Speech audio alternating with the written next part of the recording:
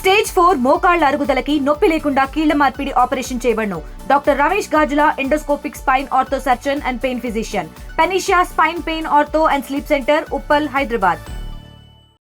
मालिक आसार कदीमा होगा, माने बनाने वाला कौन, और आसार कदीमा के नाम पर एएसआई उसका मालिक बन जाएगा. तो मेरे अजीज दोस्तों और बुजुर्गों, ये बीजेपी की पॉलिसी है. और हमारे पड़ोसी रियासत महाराष्ट्र में हमारे कुरैश बरादरी के भाई स्ट्राइक पर हैं. वो बेचारे भैंस काट सकते हैं महाराष्ट्र में, गांव रक्षक उनको पीटते हैं. अब उन्होंने हड़ताल का ऐलान कर दिया. मैंने आज उनसे मुलाकात की और उनसे कहा कि बहुत अच्छा आपने काम किया. आप उनको जानवर लाने भी नहीं दे रहे, आप उनको लाइसेंस नहीं दे रहे दुकानों को महाराष्ट्र में, और कोई वहां पर अनाप शनाप बयान देता है कि अज़ा को बदल दो, फुला को बदल दो. अरे मोदी जी, भारत को आप क्या करना चाहते बताओ आप.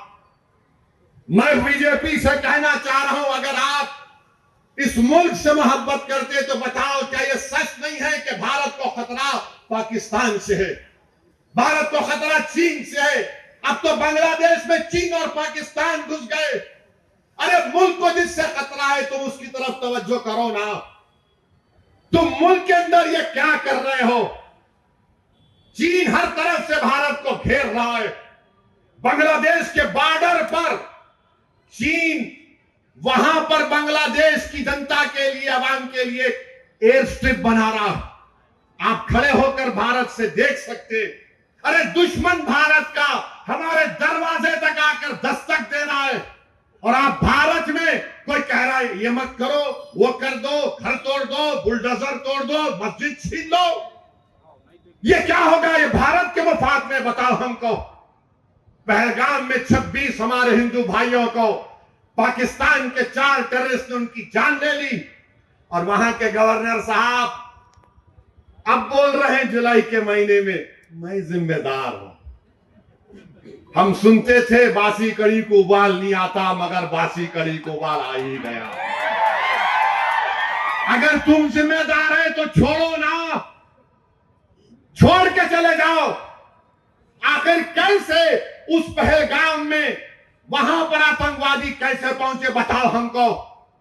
अगर तुम ये कह रहे हो कि बिहार में बांग्लादेशी रोहिंग्या है, तुमको उसकी खबर है, तो पहलगाम में वो 4 टेररिस्ट कैसे पहुंचे मेरे को बताओ. तुम बोल रहे कि बिहार में नेपाली हैं, तो फिर पहलगाम में 4 टेररिस्ट कैसे आए. तुम सो रहे थे, तुम्हारा एडमिनिस्ट्रेशन आग बंद करके बैठा था ताकि वहां पर 26 हमारे हिंदू भाइयों के सरों में गोली मार दी जाए. बताओ, जब तुम इलेक्टोरल लिस्ट के नाम पर बांग्लादेशी रोहिंग्या बोल रहे. अरे पहलगाम का बदला लेना है. ऑपरेशन सिंदूर को जारी रखो जब तक कि वो 4 टेररिस्ट जो भारत के 26 लोगों को उनका मजहब पूछकर गोली मारे, जब तक वो पकड़े नहीं जाते, जब तक वो मारे नहीं जाते, हम तुमसे सवाल करते रहेंगे. पहलगाम मोदी हुकूमत की एक सिक्योरिटी लैब्स का एक कामयाब आपके सामने एक एग्जाम्पल.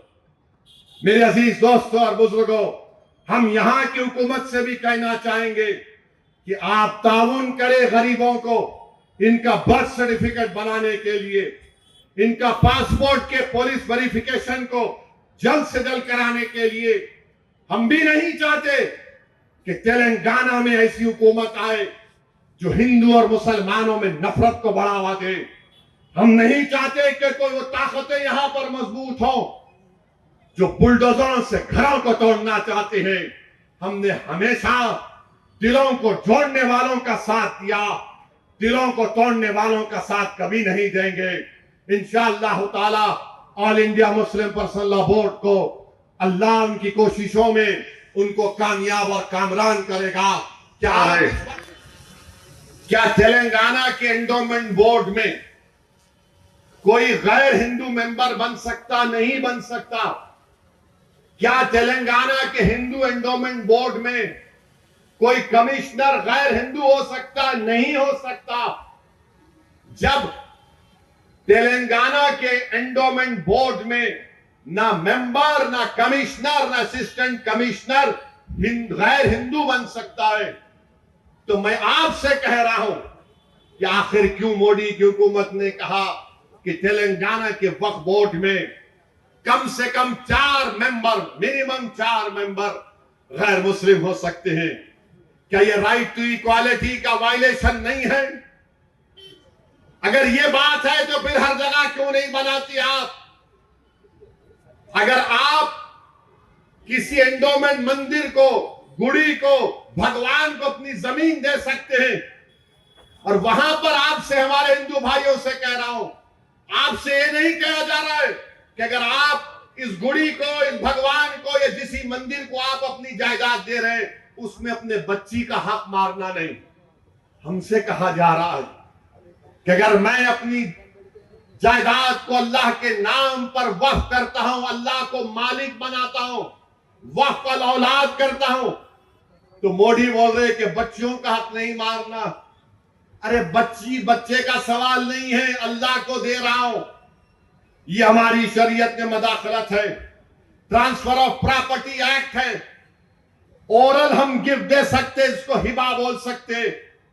अब मोदी ये बोल रहे कि ओरल आप प्रॉपर्टी अपनी औलाद को दे सकते, मगर ओरल आप प्रॉपर्टी कानून बनने के बाद वक्फ बोर्ड को नहीं दे सकते। क्या यह ट्रांसफर ऑफ प्रॉपर्टी एक्ट के खिलाफ नहीं है?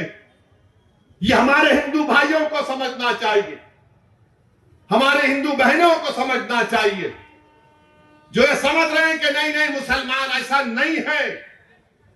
आप भगवान को मानते हैं, हम अल्लाह को मानते हैं, इस जमीन और आसमान के खालिक को सब मानने वाले हैं। अगर हम हमारे जमीन और आसमान के खालिक को कह रहे हैं कि अल्लाह के नाम पे हम दे रहे हैं, तो फिर 2 कानून कैसे होंगे? ये बात आपको समझना चाहिए। तीसरी बात कहा गया कि अगर कोई मुसलमान है तो उसको बताना पड़ेगा कि वो मुसलमान है। यानी क्या, वो किसको बताएं हम? कल जाकर कोई बीजेपी का आदमी निजामाबाद में बोलेगा नहीं नहीं इलियास साहब तुम ये मलगी वक्फ नहीं कर सकते, तो मुसलमान ही नहीं है। यानी 5 साल तक नहीं दे सकते। अच्छा 5 साल का सर्टिफिकेट कौन देंगे? अमित शाह देंगे। बताओ कौन देगा सर्टिफिकेट हमको 5 साल का? कलेक्टर साहब देंगे, एसपी साहब देंगे। अरे जो कलमा पढ़ लिया उन्हें मुसलमान हो गया। जब हिंदू धर्म को मानने वाला मान जाता है, हिंदू हो जाता है, तो मुस्लिम धर्म को मानने वाले को ये टेस्ट क्यों? ये टेस्ट क्यों बताओ आप? आखिर क्या हो रहा है? नहीं 5 साल तक नहीं दे सकते। मेरी एक आरएसएस के वाबस्ता कई तंजीमें पार्लियामेंट को आए थे, मुझसे बोले कि आप खामखा मुखालिफत कर रहे। मैंने कहा ये बात बताइए, अगर कोई मुसलमान चाहे हिंदू धर्म को प्रॉपर्टी अपनी दे सकता, तो बोले हां दे सकता। मेरा फिर मैं अपने अल्लाह के नाम पे क्यों नहीं दे सकता हूं? बोले नहीं 5 साल का कानून। बोला चलो मान लिया तुमको हमारी बात को थोड़ी देर के लिए। 5 साल में मैं क्या किसी को दे सकता हूं? हिंदू धर्म की मंदिर को, ईसाइयों के गिरजाओं को, सिख धर्म के गुरुद्वारा को? हाँ बराबर दे सकते हो उनको आप। मिला वहां दे सकता हूं या नहीं दे सकता हूं? ये कौन सा आर्टिकल 14 है बताओ? ఇండియా పాకిస్తాన్ ఉద్రిక్తతలపై లేటెస్ట్ అప్డేట్స్ కోసం డౌన్లోడ్ చేసుకోండి ఆర్టీవీ లైవ్ యాప్.